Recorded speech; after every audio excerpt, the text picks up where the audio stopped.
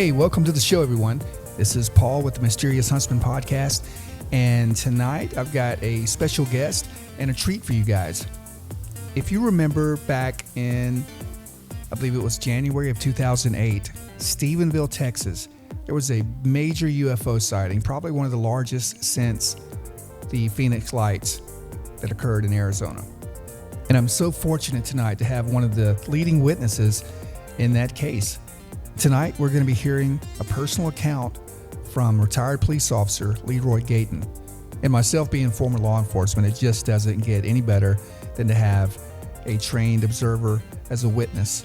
That's why I love to have on law enforcement, first responders, even military if possible, because I know these guys have a lot riding on them. They have a lot to put on the line to come forward and speak about these things that they've seen.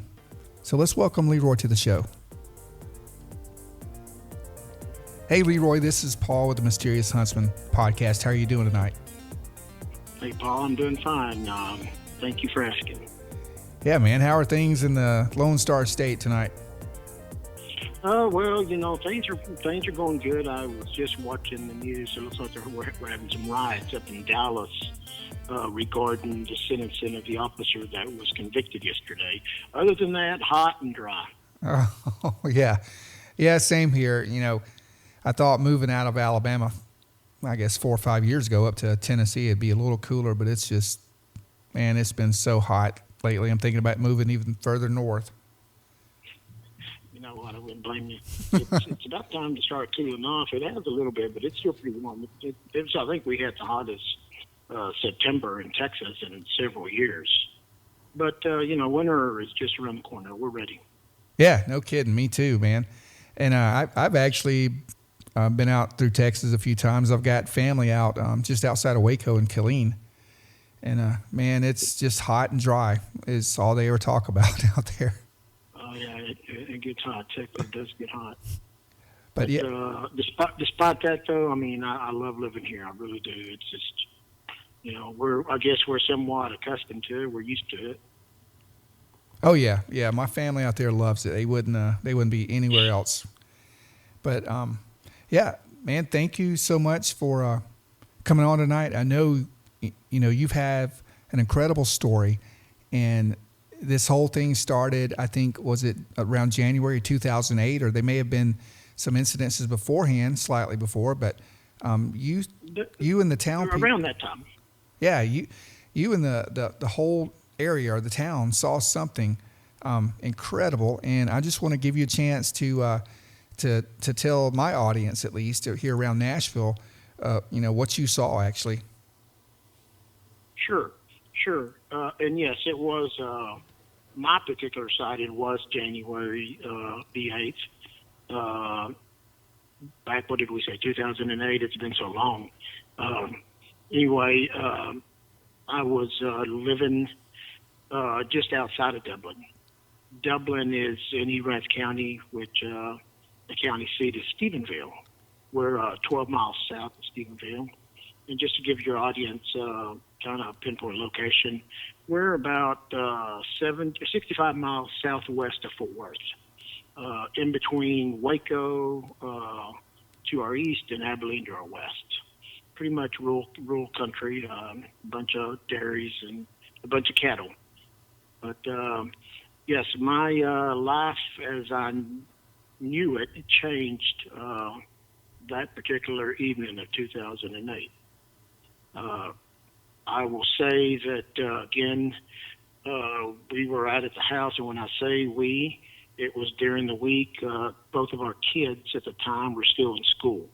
I had one, I believe, maybe in junior high, and the other one was in elementary. It was my wife's birthday, so I remember it so well. It was a Tuesday night, best I recall, right at dusk. We had decided to celebrate my wife's birthday, just staying home.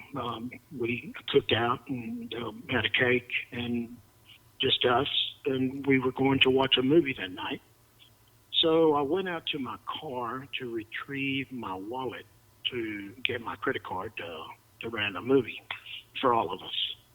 And as I went outside, and again, let me lay out exactly, maybe so you can get a picture in your mind. There is a major highway that runs right by our house, Highway 377, and we probably lived, I don't know, we no longer live there, but we lived probably 150 feet from the highway, and up on a hill, and you can see forever. As I walked outside, I walk out to my car, retrieve my wallet, and as I'm walking back, I noticed something caught my attention to the southern western sky. I don't know what it was, but I saw what I call an orb. It was a fiery-looking orange-reddish color. It almost, I can almost describe it as a color of that of hot lava coming from a volcano.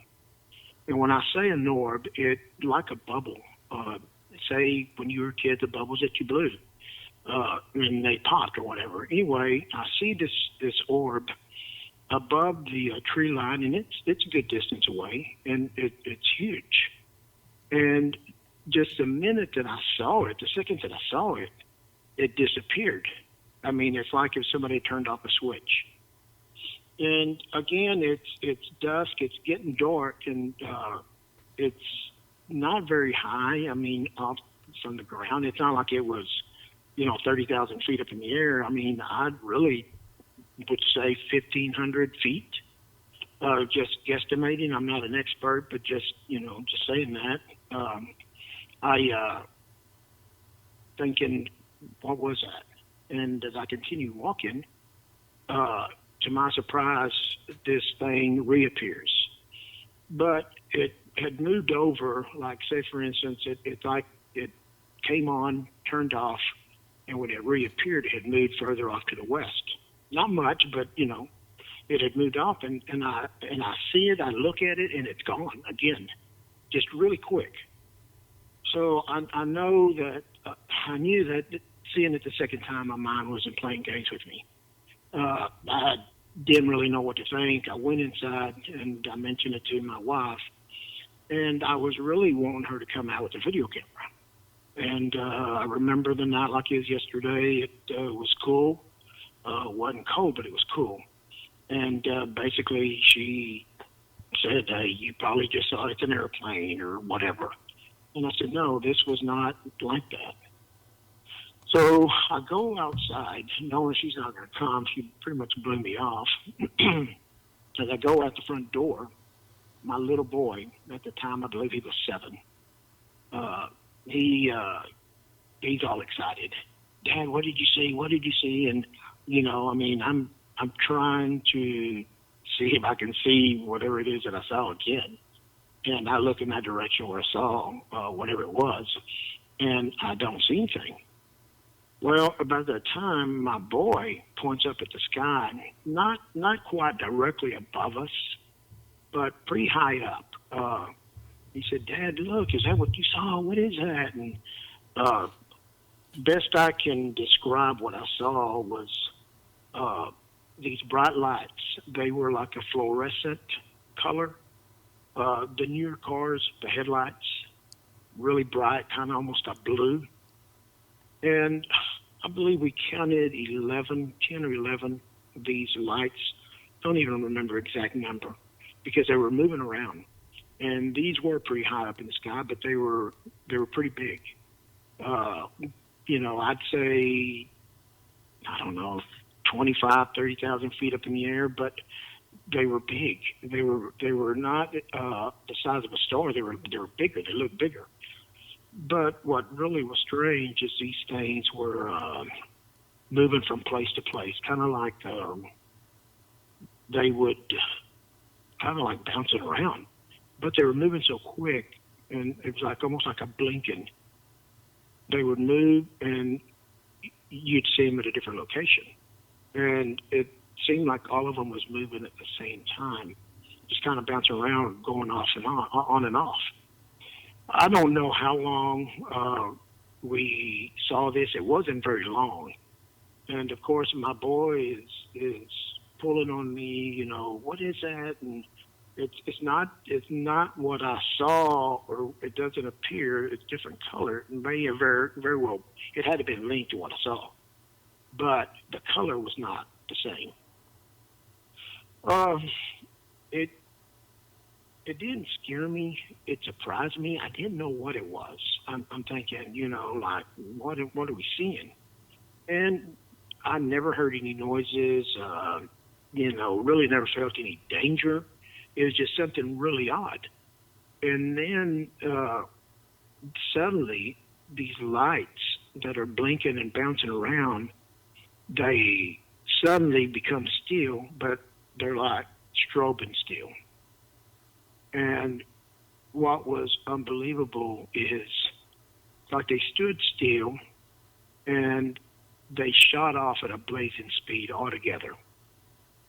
So fast that, they were gone within a couple seconds. They shot off in a direction like towards the east. And I know you've seen the videos and on National Geographic of these fish that are underwater. You have these divers that are, doing whatever, and you see these schools of fish, how quick they move, and then they stop, and then they move. Oh, yeah. It was something similar to that. And, but they were out of sight really quick. And so I was looking around, and I'm just like, like, what did I see? And I don't know exactly how long it was. It wasn't much longer. We see and hear first two jets that were coming from the west towards the east. And I would say, again, I'm not, by no means am I a pilot or anything like that, but it seemed that these jets were trying to catch up to whatever it was that we saw. They buzzed, they were flying fairly low, and they were out of sight. And those were jets, because we see jets out there all the time. But it was just strange that these jets just appeared out of nowhere. And, it's like they're going in the same direction. I will say, I did not say when I started this interview, at the time, I was an elected official in law enforcement. I was a constable. I do not know if Tennessee has constables. Constables are somewhat like almost equal to a sheriff. Right. I'm an elected official, and because of that, I went inside. My wife never came out, and my boys just, like, Dad, what was that? Was that a spaceship? And, all kinds of stuff. And I'm telling him, son, I don't know what it was. I remember I did call dispatch at the sheriff department. And without saying too much, I remember just inquiring if something strange had been reported. And I remember the dispatcher saying no. And I didn't even go into more detail. I just left it alone. Reason I brought up the elected thing, that's my livelihood. I am elected, or was elected at the time. I've since retired. But, I am at the mercy of the public.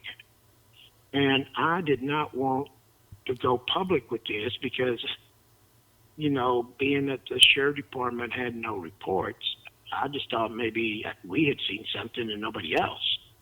And the last thing I wanted was to be laughed at and people to lose confidence in me. People trust me. And I'm very well known, very well liked. And I didn't want that to harm my occupation. So I sat down and talked to my boy and, made sure that he please not tell anybody at school or anything like that. And he said, okay. I said, son, maybe later on we can tell. We need to find out if anybody else saw anything. Leading to that, is there anything that you want to ask me about that before I continue. Yeah, I've got probably tons, but I can't. You just jumped into me. But yeah, I mean, did you happen to notice? You said there was no sound, but did you happen to notice like any kind of odd charges in the air? And I mean, like maybe any kind of electricity, any humming, buzzing, anything? No, and you being ex law enforcement, you know what tunnel vision is. Yes, sir. And that's exactly what I got. I got tunnel vision. It's like, Oh, okay. I mean, there's cars. I'm sure it's a pretty traveled road in front of the house, and I locked everything out. The only thing I remember is these lights. I don't remember anything else because I was so focused. Right. So, it's possible, but I cannot honestly say, this or that. I just, I was so caught up in the moment, I guess. Well, yeah. It just, everything just didn't mean anything. So, as I recall, the only noise I remember is the two jets. And that was after the fact. But it wasn't like it was 5 minutes, 10 minutes. I mean, it was, probably, I don't know, I'd say probably 45 seconds after these lights disappeared that we heard and saw these jets. But I no longer was in that tunnel vision because I was looking around everywhere, hoping that whatever it was would reappear. I do know this, that, again, I'm not an expert, but even with the technology that we might even have, I cannot imagine a human being in whatever these things were. There's just no way. The G-forces. It would kill somebody. I mean, So that being said, what was it that I saw? I mean, I even started thinking. I mean, was it some kind of light show that the government was doing? I don't know, because it was so amazing and just again. Cannot imagine that, say that somebody or something was in these things, whatever it was. I never saw a ship. I never saw a craft. It happened so quick. Did I think about grabbing a phone? Yeah, I thought about my wife coming out with the video camera.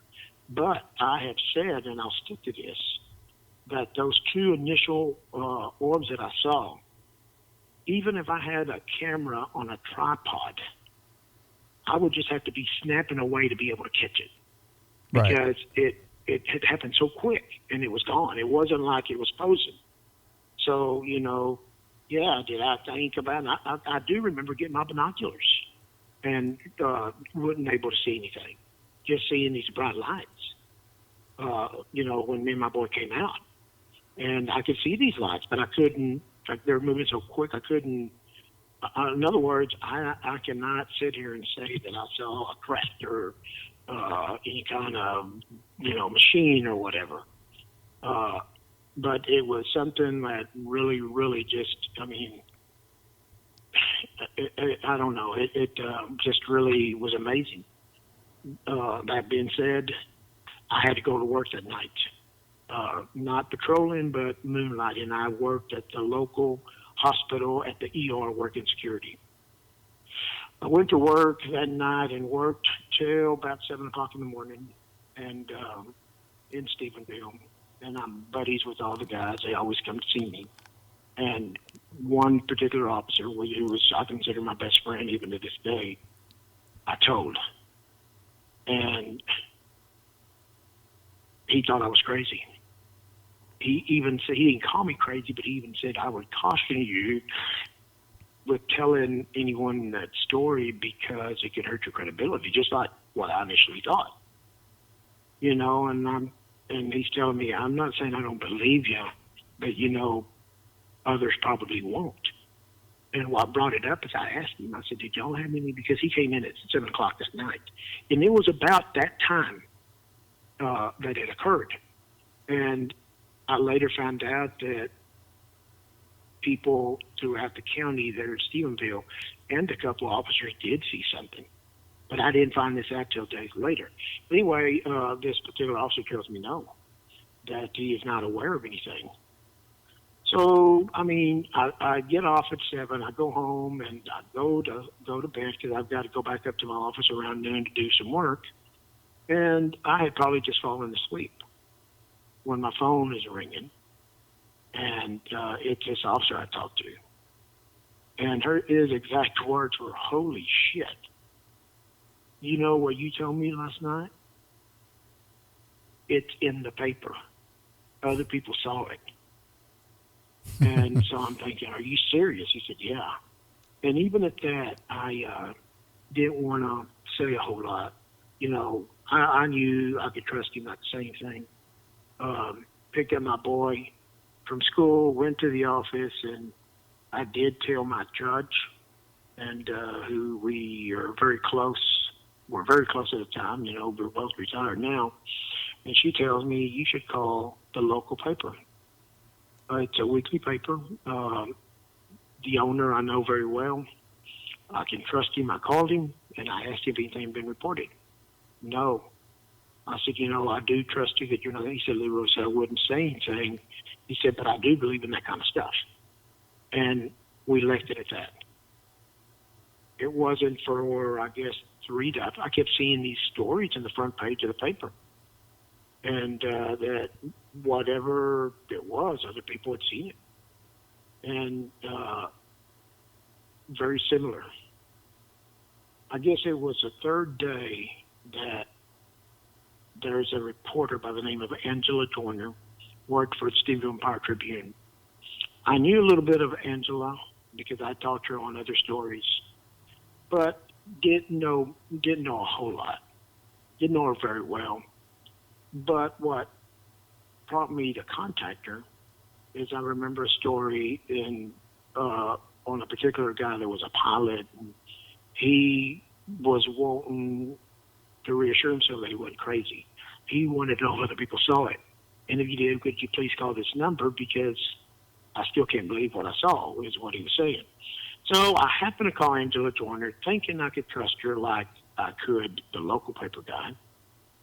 And she said, "Are you willing to go on record?" I said, "No." I said, "You know, I'm just asking, what exactly is it that he saw? I know you talked to him. I read your story, but it seems like there's a lot more." And we left it at that. But I'd go out that evening. We go out to eat. On the way home, my phone starts going off. And, I mean, I was getting calls from all over the world. And I remember picking up and speaking to somebody from the Washington Post. First thing I asked is, "How did you get this information?" He said, "I got it off the AP wire." I said, "Off the AP wire?" I knew. Nobody else knew. Angela had broke the story. And I didn't know. I said, "The harm's done. I did it to myself. I contacted her. I shouldn't have. I should have known better." And from that day on, I mean, it was like I was getting bombarded by calls from all over the world. People want to talk to me. And I come to find out there's a couple other witnesses. One witness who is a close friend of mine who's involved in government, and he tells me, "Hey, I saw it. I was out feeding animals. I saw pretty much what you saw, but I can't afford to go public." And I understood. I mean, he was a little bit more popular than I was. Well, a whole lot popular more than I was. And to this day, he's never come forward. But there was other people that did, and including some officers in Stephenville that were working that night. And they actually claim it was 2 police officers and an animal control officer. They were at different locations, and they all saw something. And they actually saw what I guess you and I would consider a craft. They all 3 sketched it, and very similar what they came up with. You know, was it one object? Was it 11 like I saw. I don't know. But one of the guys went public and did a couple interviews, and they shut him down. They pretty much threatened him with his job and said no more. And that was the end of that. The other officer would not talk at all. The animal control officer I talked to on my way to go work an undercover gig, and he told me, he said, let's get together. I want to tell you what I saw. 2 days later, he dies. I guess he had a massive heart attack while driving, and at a red light, I never got to talk to him. Anyway, one of these officers did do an interview with, I don't know if you're familiar with Linda Moulton Howe. Are you familiar with her? Yes, sir. Okay, he did do an interview with her, and I believe his sketch is on her website. I cannot honestly say that I saw that because I didn't see these things that close. But the two officers, the one in particular, used to work for me when I was a chief, and he was my investigator, and I trust him with my life. And I know if that's what he said he saw, that's what he saw. Right. And the other one was an elected official, was a constable, and went. He didn't run anymore after several terms and went and worked for the police department. So he's very credible. But basically, that's the story. I mean, a lot of people are poking fun at us, poking fun at me. And hey, it's too late. I've already let the cat out, Right. Take it. So, we rocked along, and suddenly, I guess maybe a month later, people start reporting seeing lights again. And I happened to be out, and I saw lights again, but they weren't the lights that we saw. The military had started dropping flares. I am one to always be outside. I always lived out in the country until recently. Never, ever had I seen that. The military was contacted by some people, including this Angela Joyner, pertaining to the night in question.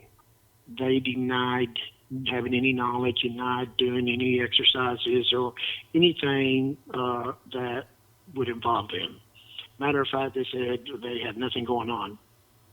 They checked with the 3 local bases within a couple 100-mile radius.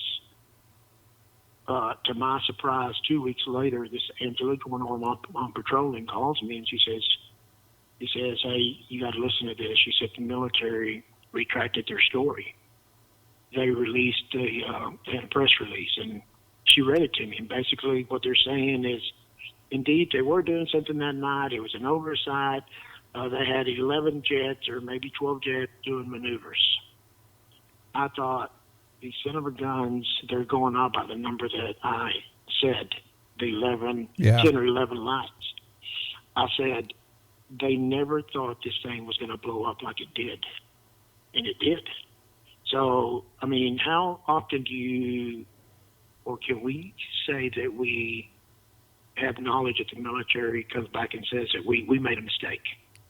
Oh, yeah. And they, so we knew something was going on. So we're trying to get to the bottom of this. And during all this time, getting all these people just wanted to do interviews. I mean, you got all the news, you got CNN, Larry King, you got, people from Europe, people from Australia, everywhere. I mean, it's happening too quick. So I get in contact with some people through Angela. I did meet the pilot, Steve Allen. There was another witness by the name of Ricky Sorrells, who I've gone to school with. And, we get together and we somewhat have bonded, since that night. And we all know that we saw something. And then you had a bunch of people saying that they saw this and that. And I'm not saying that they didn't see, but that's nothing what we saw. So you had some people wanting some glory, I guess. Oh, sure. You'll always have those to come around. to And I will honestly tell you, I myself turned down so many interviews, so many money deals, people wanting for me to go on the shows, and it wasn't about the fame with me. With me, it was trying to vindicate that, hey, I did see something. So basically what happened is the MUFON people, they came into town and they had a big thing downtown, and I did not go to that. I left town. I didn't want no part of it. That's where you had a bunch of people saying they saw this and they saw that. I mean, and they may have, I really didn't care. I know what I saw, and that's all that mattered to me. Sure. But there was some people that I don't know how they did it. They were able to pull some wool over the military. They requested open records of radar that night, and the military released it. And again, I'm not an expert, but you had some retired military air controllers, radar controllers that could read these radars. And it really made me feel good when they explained, hey, at this particular time, there are several objects flying around by your house, and they're traveling at a rate of 1,500 miles an hour or faster. And at this time, the main witnesses, the radar showed that there was something where we all said there was. What was it? We don't know. But it's hard to, it's in black and white. These guys said, yeah, there was something there. And they tried to explain it to me, and I'm not too bright when it comes to that kind of stuff, but they were trying to explain to me what these dots were and how fast the radar goes around and how they calculate the prediction of the speed. But it was pretty cool that, it proves that there was something there. We are making this stuff up. That being said, this story I didn't think it was ever going to die down. I mean, we had people just coming from all over wishing to do interviews. What was it? Did you? And again, you have these flares. And starting to see them, several times a week. Never noticed them. And people are now saying, yeah, I saw what you saw. I didn't want to tell them, no, that's not what I saw. I knew what a flare was. Flares are kind of like a sparkler that burn out. They don't bounce around. They don't move around. They're different colors, and so I don't know if the military started doing that to try to discredit us. I'm thinking that's what they did, or they were trying to. Yeah. But I will say that Ricky Sorrells lives just outside of Dublin. I don't know at the time, probably 7 miles from where I live. And he claims that he actually saw something because he was out walking around with a rifle and a scope. He claims he saw a craft, and from what he sketched, pretty much what Stephenville guy sketched, what they drew. Ricky is a big fella. He's probably 6'3", 6'4", probably 250, country boy. And Ricky would fight a bear. But he comes to my house one morning before I go to work, and this man is in tears. And he goes on to tell me that he don't know what to do. There's some people harassing him out at his house.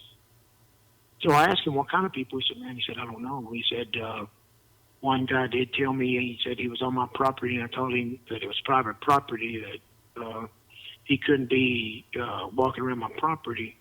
Ricky claims that he told him he was with the military, and the skies belonged to the military, therefore he could do whatever he wanted. He claimed that these vehicles would park out in front of his house and just stay there.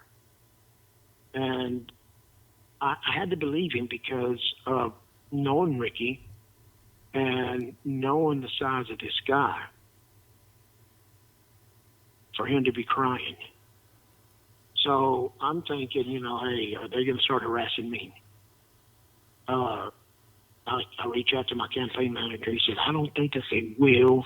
He said, being that you're an elected official, you're too well known, you know, they can maybe jack with Ricky. Anyway, that morning when Ricky was there, Ricky told me, he said, he'd been seeing stuff prior to January the 8th. He pulls out a phone and he's videotaped an object in plain daylight. It was him and his buddy had gone to a fire pit to dump some trash. And you can hear them, they're startled by, like, what is that? And he shows me this video, and there is a tree that you can use as a reference point, but you can clearly see this dish-looking object moving around, bouncing around, and he videotapes this thing, and you can tell that they're scared because the other guy's telling him, let's go, let's get out of here. And Ricky's telling, wait, let me videotape this a little bit more. And you can hear the other guy say, hey, man, if you don't come on, I'm going to leave you here, and let's get out of here. So he had this video. Apparently he'd been seeing something prior to. I know you mentioned that at the beginning. And but now, were they really harassing Ricky? I don't know. I don't know. I have no reason not to not believe him. Right. Now, I will say this. During that time, that summer, it was very dry. Our place had 17 acres and had a railroad track that ran in the back. We'd had some big fires that year. And, you know, we're under a burn ban that any spark will start a fire. And what caught my attention was a Wednesday night. My wife had taken both our kids to church. They had activities for, I don't remember what they call that, but every Wednesday. And I had gotten home late. It was right at dark. I went in through the garage. My wife was not home yet. Open up the garage door. As I open up the garage door, I hear jets. I can clearly hear them. And the light looking out my garage door illuminates like a bright orange. And I'm thinking, what the hell? So I go outside and look up, and directly above my house, I see all these damn flares. And I'm thinking to myself, I hope these things burn out before they hit the ground because it's going to catch everything on fire. And I took that as maybe we're going to get your attention. And it got my attention. It's like if maybe they wanted to tell me something, because these flares were not dumped out like I had seen previously.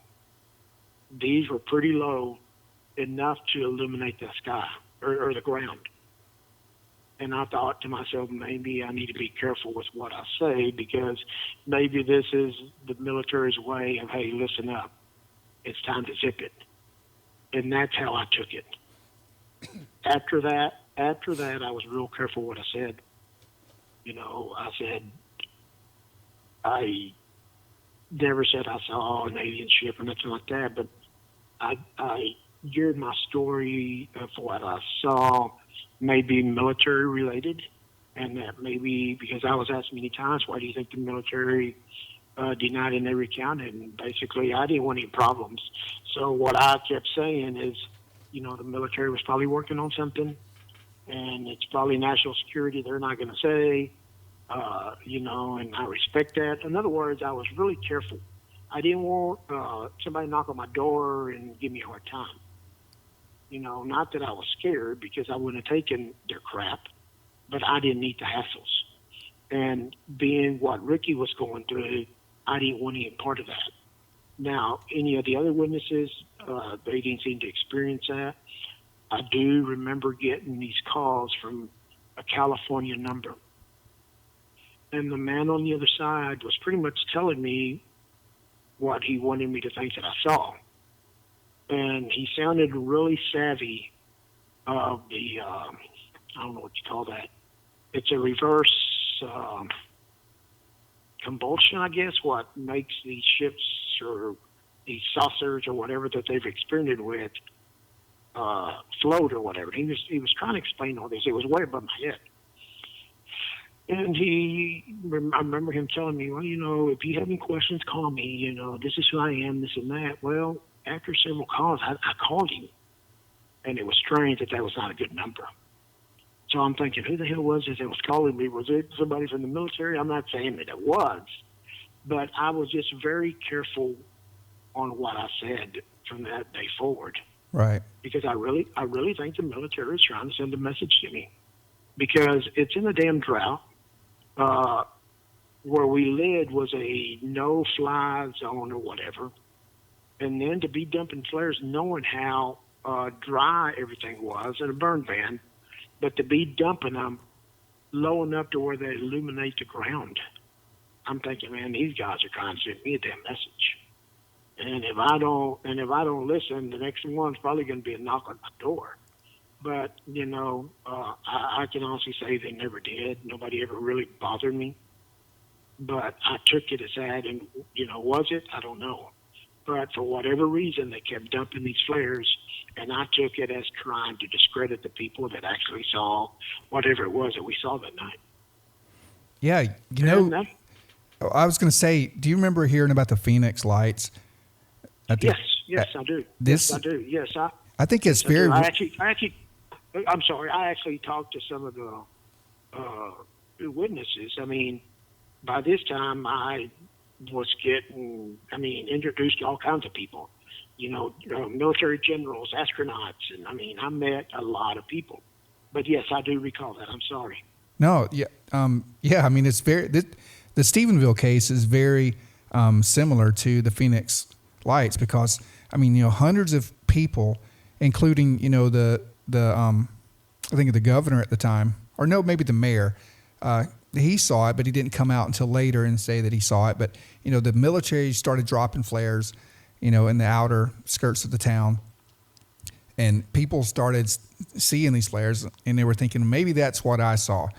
But no, you had so many credible witnesses saying we saw this large craft, and we know what we saw. Both of us know we can't discount witness testimony, and especially you will have those coming out of the woodwork that just want to jump on the bandwagon. But you can tell. You can tell when someone's kind of a lying. I guess I hate to call it a BS meter, sure. but Sure. You and I both know it. It's pretty easy to spot, and I can honestly say that the witnesses that I talked to, the main witnesses, I truly believe them. The radar proved that there was something where they said. Now, there was others that claimed that they saw this and they saw that. And again, who am I to judge him? It's just not what I saw. Right. But anyway, that's pretty much what I saw on that particular night. Of course, once you see something like that, I guess it's in order to be looking up at sky all the time.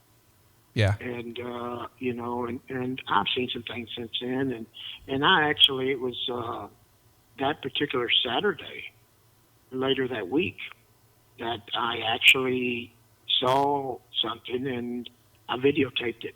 And I was out patrolling late at night, going home and get an alarm call, sheriff department at a business.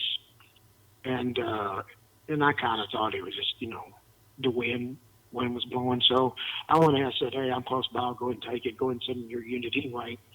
And when I get out of the car, I see this bright, again, white light. And it's not moving around like the others, but it's moving around. And it's just something strange. I'm thinking, what the hell is that? So, but I was a little bit smarter this time. I didn't have anything that I could really just get a close look at in my binoculars, which I did. And you could see maybe like a pyramid-shaped object, and it was spinning around, and it looked like a bubble with this pyramid thing inside of it. So I get the wild idea, hey, I've got a video camera. I've got a dash cam. I would do it again, but I didn't lose my job, thank God. But I tried, and I did. Since this thing was moving, it was kind of hard to get it on the screen. But I'm messing with this thing when the other officer, my backup, shows up, and he's a retired forwards officer, a preacher, a deputy. He said, "What are you doing?" I said, "Hey, look at the sky. What is that?" He said, "Oh my God, what is that?" And anyway, I was telling him what I was doing. I said, let's go make sure this business is secure, and we'll come back." And we did, and I videotaped this thing for probably 15 minutes, but I had to chase it around because it was moving. And I don't know what it was, but it wasn't normal. I know that George Norrie had it on his show, and I copyrighted it. Commissioner said, "Yeah, just replace the tape." I got an attorney and I licensed it, and we did sell it, to several people. And I believe it was George Norrie's people. You're familiar with him, correct? I mean, the Oh yeah, coast to coast, right? Yes. Anyway, when they did, and I can't believe I sent them the original, but anyway, they did, and they had some university, look into it, and they could determine what it was. But anyway, after that, I never saw that again. But, I still tend to look up in the sky to see if I see something, because I don't guess I'll ever know exactly what it is that I saw that night. But it sure would be cool to see it again. But what are the chances, That's what I just happened to be, it was meant for whatever reason for me to see this thing. Because with those two orbs, if I wouldn't have seen those two orbs, I wouldn't ever come outside. And it happened so quick. These things were on and off so quick that I'm one to believe nothing happens by accident. And I just happened to be out at that very right moment to see this. Why? I don't know. I mean, I don't know why me, but I'm glad, because it was something that now I truly believe that it was something from somewhere else.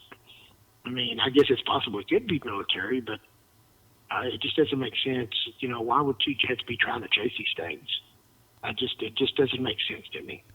Right. But that's pretty much my story. I mean, it's I know some people were asking me what kind of spaceship. Hey, I didn't see anything. I'm not calling it a spaceship. I saw some weird objects, weird lights. If they were something, I couldn't see, but I mean, it was just strange. Nothing like I've ever seen before. Certainly at the speeds that these things were moving. Yeah. And what you're looking at. I mean, it's like you said, you just had the tunnel vision, and, a lot of times we would call it like I've got the hair standing up on the back of my neck, or I've got a gut feeling, or, trust your gut, whatever. But I think we perceive, we start learning how to observe things around us. We perceive things that let me back up. Our subconscious perceives things around us that tells us that something's not right. So we kind of go into this fight or flight syndrome, and it focuses your tunnel vision, and you focus on the actual immediate threat. So you could tell something wasn't right. Yeah, something wasn't right, and like I said, and who's to know? I mean, who's to say? Maybe these things were making a noise, or there was maybe maybe I felt something, but at the time I was so caught up with trying to visualize what it was, and trying to see, where I get a better look, that nothing else mattered. I mean, I'm sure there was cars that saw whatever it was that's flying around. I don't know. I mean, especially those two orbs from the beginning, but it was like nothing else mattered. It was like I don't know. I guess it's like if time stopped for just a couple of seconds, that nothing else mattered other than these lights. But anyway, my boy was lucky enough to see whatever it was. Also, he's older now, and we talk about it from time to time, and it was just crazy. It really was. I don't know that we'll ever know. I don't see the government telling us. Maybe in 20 years from now, we're still lucky to be alive. We'll see something that moves around like this, but I would find it very doubtful. I mean, it's very doubtful that I believe that it's something that's man-made. That's how I feel. Yeah, And I know you've been keeping up with the current news with the USS Nimitz, the Navy, or the pilots releasing footage of things that are outmaneuvering and going way beyond what anything we have. They're going way beyond that. Right. So I think we're maybe in the beginning stages of some type of soft disclosure, if that's a thing. And but you know, I agree. I really do. I think there's something to that. Yeah, I do too. For the first time, you know, maybe it's something another project that another country has that we're not sure about. I'm not sure, but I know, you know, when the Navy or when we start dropping little breadcrumbs here or there, I think they're getting worried about something. Yeah, I totally agree. And you know, once this happened, I started doing my research, and there's just no way. I mean, every day they're discovering new planets and all these galaxies. I mean, and until you really put things in perspective, the universe is just so huge. I mean, the skies, it's unlimited. We cannot be the only living creature around. I mean, I'm not saying there's little green men, but the possibilities of there being something else is, I mean, it's greater now than what it was when I was a kid, you know? I mean, there's just too many things, too many sightings. Some of these may be hoax, but, you know, you have officers, but then you have these pilots, commercial pilots, or you have military pilots, and they see things. And, you know, these guys are like you and I. They know something isn't right. This is not normal. So, yeah, I mean, I think it's gotten to where the government cannot really keep everybody quiet anymore. Right. And, you know, so these guys are starting to speak out. But it would be neat to find out where these things are coming from or exactly what it is that we saw. But again, I really don't think that I'll ever know what it is that I saw. Maybe I don't want to know, but I just do know this, that I don't think it's anything that we have here. I mean, the only way I'd say yes, if it's something that's, you know, you have these drones now, but drones don't move like that. Drones don't move like these bouncy balls that just go from wall to wall after you throw them. They bounce around everywhere. That's what these lights were doing. But, you know, just when I think the Stephenville lights, what we call it, is dying down, I get people contacting me. And, you know, you can go back and look at these in my stories. It hasn't changed, and it won't change because, you know, I'm basically saying the same thing. I don't know what it was that I saw. But it sure would be nice to know. But anyway, I hope your listeners enjoy this. You know, I wish I could tell them that I knew what it was, but we can't. But, you know, it's what makes these things so interesting. Right. And, I mean, your case is, or your sighting has always stood out to me because I look for certain, I guess, markers in a case that draws my attention, you know, that like there's something here when you have trained observers seeing these things and are willing to come forward. You've got military saying, okay, we didn't have jets there. Then weeks later, okay, we did have jets there. Then you've got pilots coming forward and saying, you know, this thing was traveling probably, looked to me like in excess of 3,000 miles an hour. Some reports saw it. This thing's a mile wide. You know, the Ricky Sorrells being very afraid and frightened of what he saw to the point of tears. That wasn't right. Something's going on. Yeah. You know, I did do an interview. I did several, but I remember doing one for Fox and Friends, and they wined and dined me, and they wanted me to say that yes, these lights were going towards Crawford, Texas. George Bush was the president at the time, right? And I will say that is the direction that Crawford is, but they were just wanting this thing to blow up, and me just say that. But you know, I don't know. I mean, they tried making, you know, it's media. They wanna blow something really up, but that was something they were wanting me to say, and I think they were a little disappointed that I wouldn't go along with that. I can't say. I'm just saying that they shot off towards the east sky. Well, the president's ranch is in that direction. And, I don't know anything about that, but I thought that was kind of funny.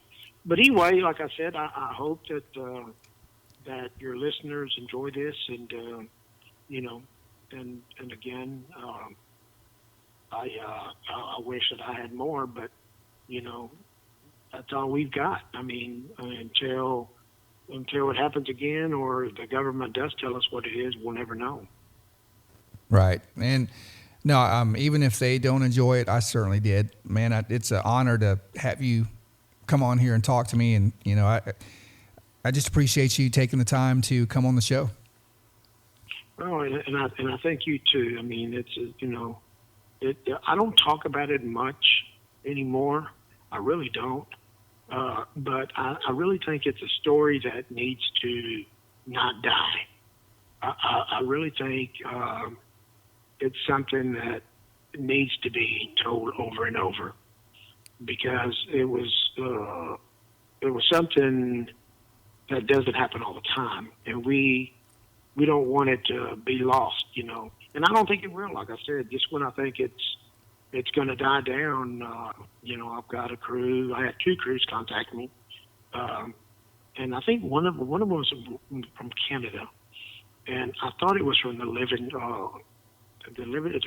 Travel Channel, and and again, people are interested in this stuff, and and they should be, but anyway, again, I'm glad, and I appreciate you giving me the opportunity to tell the story. I do thank you for that. Oh man, don't mention it. You're very welcome. But man, thank you again for coming on, and you've got my contact information. If you ever, if something comes to mind, or you hear of another witness that comes forward, or if you want to reach out to me, I'll be more than glad to listen.